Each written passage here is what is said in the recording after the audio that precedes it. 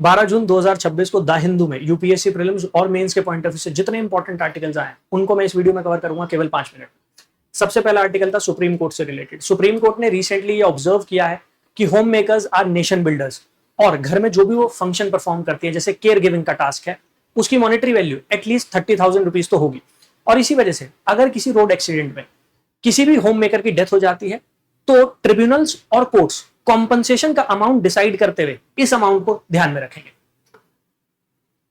Next article Tamil Nadu से related है। Recently Tamil Nadu में लेजिस्लेटिव असेंबली के इलेक्शन हुए थे जहां पर टीवीके पॉलिटिकल पार्टी उसने सरकार बनाई, लेकिन टीवीके के पास कंप्लीट मेजॉरिटी नहीं थी और इसी वजह से एआईएडीएमके के कुछ मेंबर्स ने उनके फेवर में वोट डाला। हालांकि एआईएडीएमके ने विप इशू की थी और इन मेंबर्स ने विप के अगेंस्ट जाकर वोट डाला था, तो 10th शेड्यूल यहां पर लागू हो जाता है।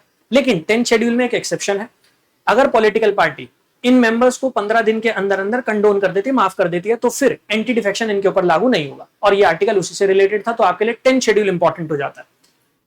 Next article schedule caste community से रिलेटेड था। रिसेंटली सुप्रीम कोर्ट ने यह कहा था कि शेड्यूल कास्ट कम्युनिटी के वो मेंबर्स जो हिंदू धर्म को छोड़कर किसी और धर्म में कन्वर्ट हो जाते हैं, उनको हमारे कॉन्स्टिट्यूशन में या लॉ में जो भी रिप्रेजेंटेशन मिल रहा है, जो भी रिजर्वेशन मिल रहा है या बेनिफिट मिल रहा है, वो नहीं मिलेंगे।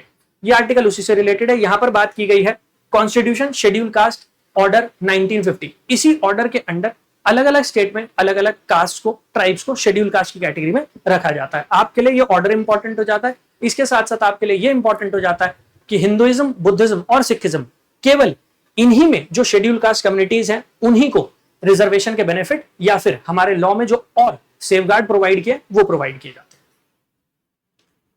हैं। नेक्स्ट 2 आर्टिकल थे यूएसए से रिलेटेड। रिसेंटली यूएसए ने न केवल ईरान के ऊपर अटैक किया बल्कि कुछ शिप्स के ऊपर भी अटैक किया गया और इन कार्गो शिप में इंडियन क्रू शामिल था जिसमें कुछ इंडियंस की डेथ भी हुई है।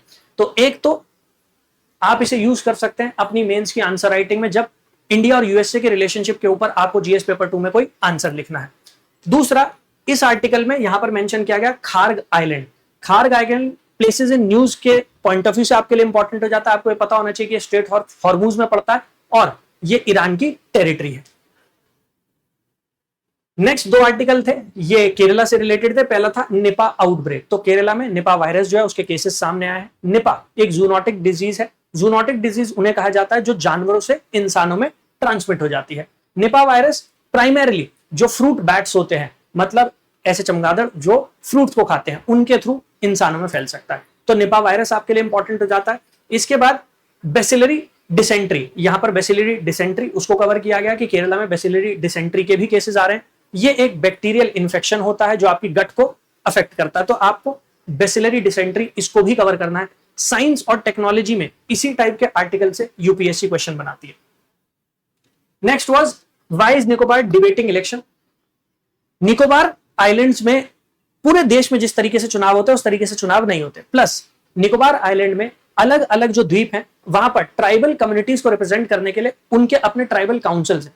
इस आर्टिकल में एक्सप्लेन किया गया कि ये ट्राइबल काउंसिल्स कैसे काम करते हैं। ट्राइबल काउंसिल्स में जो कैप्टन्स होते हैं उनको कैसे यहाँ के ट्राइबल्स इलेक्ट करते हैं। प्लस गवर्नमेंट की तरफ से कुछ रूल्स नोटिफाई किए गए हैं जिन रूल्स के अंडर अब निकोबार ग्रुप ऑफ आइलैंड में भी पूरे देश की तरह चुनाव करवाए जाएंगे और वहां पर भी टेरिटोरियल कॉन्स्टिट्यूएंसीज बनाई जाएंगी। ये आर्टिकल उससे रिलेटेड था, तो इस वजह से आपके लिए इंपॉर्टेंट हो जाता है। Next, should India incentivise bigger families. Actually इस आर्टिकल में 2 ही बातें हैं जो आपके लिए इंपॉर्टेंट है जो यहां दी गई थी।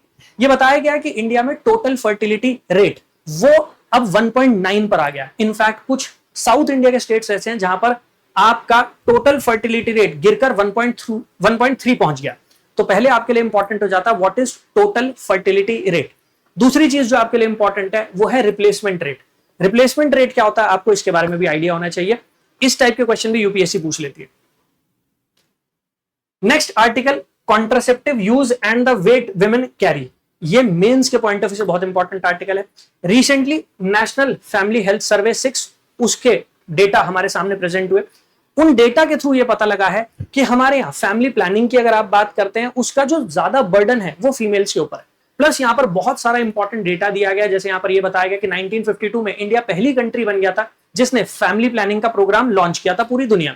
इसके साथ साथ यहाँ पर यह भी बताया गया है कि 20 से 24 साल की जो महिलाएं हैं उनमें 20% ऐसी है जिनकी शादी अंडर एज हो गई थी, मतलब वो 18 साल से कम थी। ये सारा का सारा डेटा आप यूज कर सकते हैं अपनी मेंस की आंसर राइटिंग में, क्योंकि जब हम सोशल जस्टिस की बात करते हैं, इंडियन सोसाइटी की बात करते हैं, वहां पर जो क्वेश्चन बनते हैं वो करंट अफेयर से लिंक होकर ही बनते हैं और ऐसे आर्टिकल रेफरेंस लिए जाते हैं। And finally foreign contribution regulation act, India में जो एनजीओज हैं उनको जो भी इंडिया के बाहर से डोनेशंस मिलती हैं उनको रेगुलेट करने के लिए ये लॉ बनाया गया। फॉरेन कंट्रीब्यूशन रेगुलेशन एक्ट में 2020 में एक अमेंडमेंट किया गया था और अब फिर से हमारी गवर्नमेंट एक बिल इंट्रोड्यूस कर रही है जिस बिल के through foreign contribution regulation act उसको अमेंड किया जाएगा।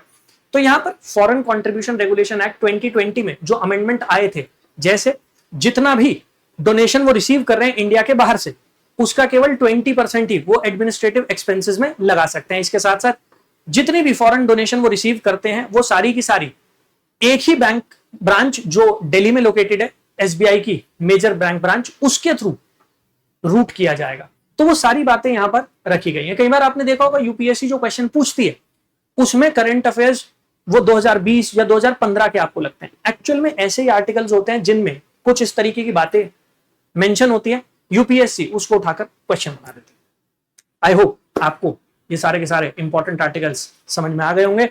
डिटेल्ड एनालिसिस अगर आप चाहते हैं तो उसके लिए एक छोटा सा बैच मैंने लॉन्च किया, आप उसमें मेरे साथ जुड़ सकते हैं। उसके लिए आपको क्या करना है, उसके लिए आपको वेबसाइट पर जाना है, तो गूगल पर जाकर टाइप कर दीजिए यूपीएससी टॉपर सब, आप वेबसाइट पर आ जाएंगे।